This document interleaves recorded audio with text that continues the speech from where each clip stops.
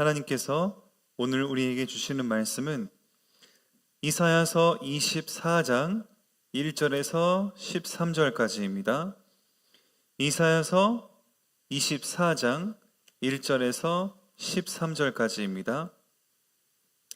보라, 여호와께서 땅을 공허하게 하시며 황폐하게 하시며 지면을 뒤덮어 엎으시고 그 주민을 흩으시리니 백성과 제사장이 같을 것이며 종과 상전이 같을 것이며 여종과 여주인이 같을 것이며 사는 자와 파는 자가 같을 것이며 빌려주는 자와 빌리는 자가 같을 것이며 이자를 받는 자와 이자를 내는 자가 같을 것이라. 땅이 온전히 공허하게 되고 온전히 황무하게 되리라. 여호와께서 이 말씀을 하셨느니라. 땅이 슬퍼하고 쇠잔하며 세계가 쇠약하고 쇠잔하며 세상 백성 중에 높은 자가 쇠약하며 땅이 또한 그 주민 아래서 더럽게 되었으니 이는 그들이 율법을 범하고 율례를 어기며 영원한 언약을 깨뜨렸음이라. 그러므로 저주가 땅을 삼켰고 그 중에 사는 자들이 정죄함을 당하였고 땅의 주민이 불타서 남은 자가 적도다. 새 포도즙이 슬퍼하고 포도나무가 쇠잔하며 마음이 즐겁던 자가 다 탄식하며 소고치는 기쁨이 그치고 즐거워하는 자의 소리가 끊어지고 수금 타는 기쁨이 그쳤으며 노래하면서 포도주를 마시지 못하고 독주는 그 마시는 자에게 쓰게 될 것이라. 약탈을 당한 성읍이 허물어지고 집마다 닫혀서 들어가는 자가 없으며 포도주가 없으므로 거리에서 부르짖으며 모든 즐거움이 사라졌으며 땅의 기쁨이 소멸되었도다. 성읍이 황폐하고 성문이 파괴되었느니라. 세계 민족 중에 이러한 일이 있으리니 곧 감람나무를 흔듦 같고 포도를 거둔 후에 그 남은 것을 주움 같을 것이니라. 아멘. 오늘 우리 마지막 13절에 나와 있듯이 세계 민족 중에 이러한 일이 있을 것이다. 앞에 13장에서 23장까지는 한 그 특정 나라들을 지목해서 하나님이 이 사람들은 누구에게 심판을 받을 것이고 또 어떤 이유 때문이고 뭐 하던 나라였고 일일이 집었다면, 그리고 그것은 예수님 재림하시기 전까지 어떻게 보면 우리 이스라엘 역사상에 이제 일어날 일이다 라는 조금 더 가까운 내용이었다면, 오늘은 24장부터 27장까지는 예수님의 종말에 대한 그 예언과 심판과 어떠한 그 회복에 대한 내용입니다.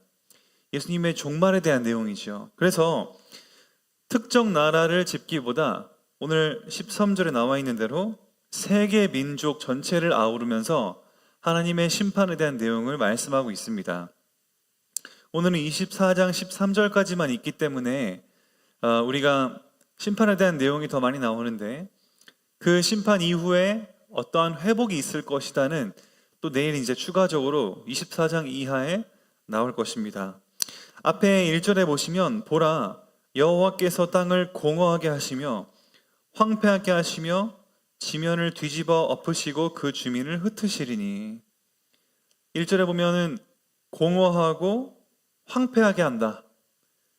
이것은 마치 우리 창조 이전의 그 공허했던 모습 같이 우리 세상이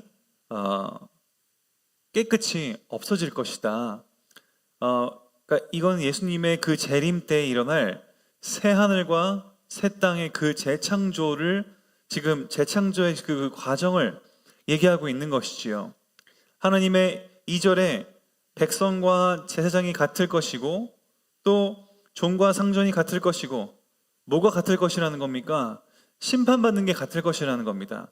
그래서 아까 1, 2절 둘 다 말씀드렸지만 하나님의 심판, 종말 때에 재림 때에 예수님께서 오셔서 이 땅을 심판하시고 그리고 새 하늘과 새 땅으로 이 지구를 재창조하실 그 사건을 지금 염두에 두시는 거죠.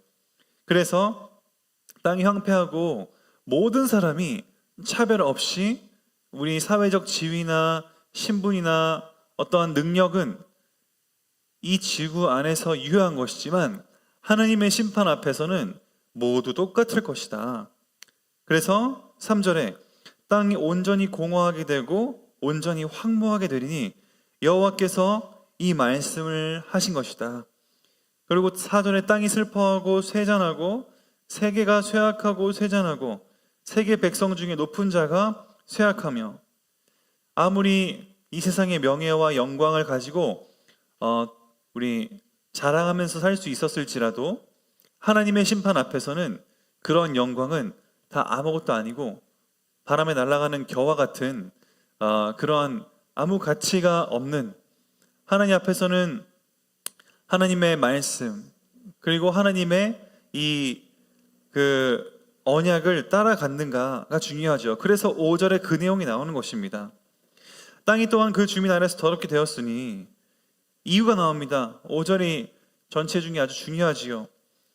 이는 그들이 율법을 범하여 율례를 어기고 영원한 언약을 깨뜨렸습니다. 오늘 이 세 가지가 지금 다른 얘기 같지만 같은 얘기 아닙니까? 하나님께 주신 이 율법, 모세오경을 중심으로 해서 하나님이 주신 율법이 결국 율법을 범했고 그 율례들, 그 안에 들어간 하나님의 계명들을 또 어기고 하나님이 주시는 영원한 언약, 그것을 깨뜨렸다. 하나님께서는 예수 그리스도를 통해서 회복하실 것인데 그 전까지는 십계명을 지키고 율법과 여러 가지 제사와 여러 가지 하나님은 그 언약들을 주셨는데, 그리고 번성할 것이다라는 축복의 내용과 여러 가지를 주셨는데 그것들을 다 잊어버리고 살아왔던 지금 나라들이지 않냐 하면서 하나님의 언약, 그리고 우리 이제 신약 시대에는 우리 종말 때이기 때문에 알 수 있지만 예수 그리스도를 통한 구원의 성취, 그로 인한 우리가 누릴 수 있는 구원의 축복, 이런 것들을 다 잊어버리고 어겼다. 그렇기 때문에 이 사람들은 공허하고 황폐한 것이 될 것이다. 6절에 그러므로 저주가 땅을 삼켰고 그 중에 사는 자들이 정죄함을 당하였고 땅의 주민이 불타서 남은 자가 적다. 남은 자가 적다. 사실 이게 참 우리가 개혁주의 신학적으로 남은 자, 구원받을 사람이 모든 사람이 다 구원받는가, 그것을 아니라는 것을 저희는 알 수가 있습니다. 남은 자가 적도다 이렇게 6절에 써 있고 우리 13절에도 남은 것을 줍는 것 같을 것이다 이렇게 나와 있는데 성경에서 자세히 보면은 결코 그 구원받는 자가 그리 많지가 않다라는 것을 볼 수가 있습니다. 우리 출애굽의 이후에 1세대가 멸망하고 2세대에 들어갔던 사람도 19세 이하 선택의 책임을 회피했던 사람들이었던 것처럼, 또 우리 지금도 나오지만 많이 정말 포로되고 여러 가지 계속 그 이스라엘 역사를 보면 북이스라엘은 회개한 사람이 거의 볼 수가 없었고 북이스라엘 왕 중에 선한 왕이 없지 않았습니까? 북이스라엘의 역사가 그래도 다윗 왕조가 1000년이니까 BC 1000년 때였으니까 1000년쯤 시작해서 우리 722년에 멸망했으면 그래도 한 300년 정도, 300년에 350년 정도의 그 분열 왕국의 역사가 있는데 그 속에서 선한 왕이 하나도 없었다는 것이죠. 우리 남유다도 마찬가지입니다. 남유다도 선한 왕들이 있었긴 했지만 많이 있지는 않고 선하지 않은 사람이 더 지배적이었고, 그리고 계속 보시면 아시지만 남은 자가 적을 것이다. 가지 위에 열매가 두세 개 있는 것 같을 것이다. 그만큼 이게 하나님의 구원이 모든 사람을 향한 것은 아니라는 것임을 우리가 성경을 통해서 확인할 수가 있습니다. 우리는 그럼 어떻게 해야 되겠습니까? 그렇기 때문에 우리는 알 수가 없죠. 누가 구원받을지. 그렇기 때문에 우리는 늘 그 남은 사람이라도 찾기 위해 정말 전도하고, 또 하나님은 그런 믿는 자들을 통해서 또 역사하시는 하나님의 그 섭리적인 계획이 있기 때문에 우리가 믿고 기도하는 사람들은 분명히 하나님께서 기도하게 하신 이유가 있다라고 믿고 우리는 모든 만남이 우연이 아니다라는 것을 믿고 한 사람 한 사람을 소중히 대하는 것이지요. 그러니까 우리가 얼마나 복된 삶인지 모릅니다. 전 세계적으로 봤을 때 기독교의 비중이 얼마나 낮은지, 그리고 그 기독교라고 하는 것은 우리 기독교 개신교만이 아니라 천주교와 정교회, 그리고 뭐 이 성공회 다 포함되어 있는 것들이기 때문에 기독교 우리 프로테스탄트 기독교 개신교의 그 비중은, 특히 또 우리 장로교의 비중은 더더욱이 너무나 낮지요. 그러니까 우리가 이 말씀을 가지고 한 사람 한 사람을 대하고 그 복음이 우리의 삶을 통해 삶에서 드러나고 또 관계를 통해 교회에 초대되고 그러면서 복음을 듣고 구원받고 하는 일들은 정말 하나님의 기적 같은 일입니다. 하나님께서 근데 남은 자를 주어서 구원하실 것이다라는 그런 어떤 내용들을 보면은, 그렇기 때문에 우리의 어떤 그 삶과 인생이 얼마나 가치 있고 복된 일인지를 우리가 잊으면 안 되겠습니다. 하나님은 그런 의미 안에서 이렇게 기독교가 쇠퇴하고 정말 복음이 희미해져 가는 이때에, 더군다나 한국 교회는 이 기독교의 그 흐름이 지금 꺾여서 쇠퇴기에 이미 접어 들어간 지 지금 20년 정도 된 이때에 우리는 정말 이 바른 복음을 전하고 그리고 바른 말씀을 소개하고 또 건강한 교회를 만나게 하는 그런 부분들은 정말 이제는 어려운 일이 됐다라는 것에 저희는 항상 또 감사하며 우리의 모든 만남을 소중히 해야 되는 것이지요. 그런 입장에서 하나님 편에서는 어떻게 우리를 보시겠습니까? 하나님은 이러한 황폐한 땅에, 물론 이것은 재림을 얘기하고 있지만 구원이라는 관점에서 보면 정말 남은 자가 소수고, 그렇다고 했을 때 하나님은 이러한 바른 신앙과 바른 말씀, 바른 교회 속에 인도받는 우리 성도님들을 하나님께서는 더욱더 특별히 귀하게 여기실 줄을 믿습니다. 그래서 우리의 기도는, 우리의 모든 관계는 그냥이 아니고 하나님께서 창세전에 분명하게 준비되고 예비된 계획 속에서 우리가 이루어지는 기도고 또 관계들이다 라는 걸 생각한다면, 내가 만나는 사람들이 너무나 많아 보이고 이 사람들이 다 뭐 하나님의 구원의 대상이겠냐, 그것은 우리 생각이지만 전 세계적인 시각에서 보면은 정말 우리의 만남들은 진짜 소수의 열매밖에 안 됩니다. 얼마나 이 세상에 복음 한 번도 못 들어보고 죽어가는 사람들이 많은지, 그러한 관점에서 우리가 계속 말씀드리지만 만남, 우리의 연관된 사람들, 모든 것은 하나님의 분명한 계획 속에 있기 때문에 우리는 그분들을 향해서 정말 그들이 언젠가는 구원받고 언젠가는 하나님의 영광으로 돌아올 수 있도록 우리가 함께 기도를 또 해야겠습니다. 그러한 전도자의 그 사명을 우리는 잊으면 안 되겠지요. 예수님께서는 모든 민족에게 가서 이 복음의 말씀을 전하라. 우리가 선교도 중요하지만 우리 가장 가까운 그 관계들을 놓치면은 또 안 되는 것이겠습니다. 그래서 황폐하고 또 7절에 보니까 새 포도즙이 슬퍼하고 포도나무가 쇠잔할 것이다. 포도나무와 포도즙은 산업을 얘기하는 것인데 산업도 별 재미와 소용이 없을 것이라는 거지요. 하나님의 심판 앞에 포도원이 많든 돈이 많든 그게 무슨 소용이 있겠습니까? 심판 앞에는 다 쇠잔에 없어질 것이라는 것이지요.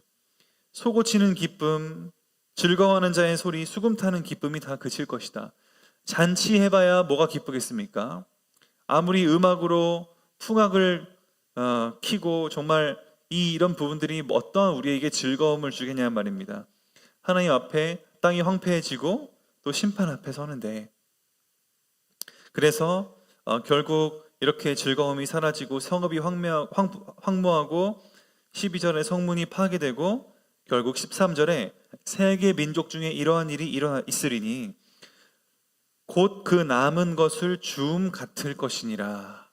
하나님께서, 우리는 그래서 이제 두 가지 감사가 있어야겠습니다. 첫 번째는 내가 남은 자로서 구원 받음의 감사. 이렇게 세계는 아무리 흔들려도 흔들리지 않는 것은 무엇입니까? 하나님이 우리를 구원하셨다라는 그 언약의 보증과 그리고 하나님이 우리를 지켜주신다라는 그런 어떤 보증 언약의 내용들입니다.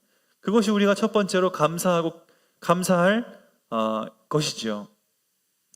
하나님이 지금 당장 재림해서 오셔도 우리는 하나님의 영광 앞에 당당히 설 수가 있습니다.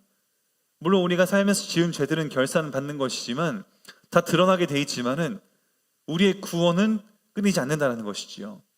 하나님과 나와의 하나님 자녀와의 그 관계는 절대 끊을 수 없다는 것입니다. 두 번째 감사는 뭡니까? 그러한 복음을 가지고 그러한 생명을 가진 나에게 하나님은 많은 만남들을 붙여주셨고 그들을 구원하시기에 하나님은 기뻐하신다는 것이지요. 하나님의 계획대로 구원은 이루어지지만 오늘 우리는 정말 하나님의 약속을 믿고 한 만남들을 소중히 할 때 하나님께서 나를 통해 간접적으로 하나님의 사랑, 눈에 보이지 않는 사랑을 느끼게 하시고 또 우리가 바른 복음을 또 소개하면서 정말 하나님을 만날 수 있는 그런 기회도 우리는 줄 수가 있을 것이고 여러 가지로 우리의 삶이 너무나 복되다라는 것에 우리는 또 감사해야겠습니다. 그래서 우리 두 가지 나의 구원에 대한 감사 또 나의 삶을 통해 이 복음이 전달될 것이라는 것에 대한 감사 우리는 그러한 마음을 가지고 정말 하나님과의 관계, 하나님 사랑, 이웃 사랑 요약해보면 결국 그게 십계명 아닙니까? 하나님 사랑, 이웃 사랑을 실천하시는 또 최고로 누리시는 성도인들 되시기를 예수 그리스도의 이름으로 축복을 드립니다. 기도하겠습니다. 살아계신 하나님 감사합니다. 우리가 오늘도 말씀을 통해 전 세계에 하나님의 재림의 심판이 있을 때 정말 이 땅의 모든 것은 공허하고 황폐하게 될 것이며 산업들도 다 쇠잔해질 것이고 의미가 없을 것이고 하나님 앞에는 누구도 자랑할 수 있는 사람이 없는 줄을 믿습니다. 그러나 우리가 자랑할 수 있는 것은 하나님과의 관계고 끈끈한 언약적인 관계이기 때문에 그 속에서 우리는 구원이 보증되어 있고 정말 어떤 것도 하나님의 사랑에서부터 끊을 수 없다는 것에 오늘도 그 감사를 가지기를 원합니다. 첫째로는 우리가 그 감사를 가지게 하시고 두 번째로는 우리를 통해 많은 사람들에게 전달될 이 그 전도의 일들 또 생명 살리는 일들이 하나님께서 하실 것이기 때문에 우리가 심부름하면서 감사로 인도받게 해주시옵소서. 예수 그리스도의 이름으로 기도드립니다. 아멘.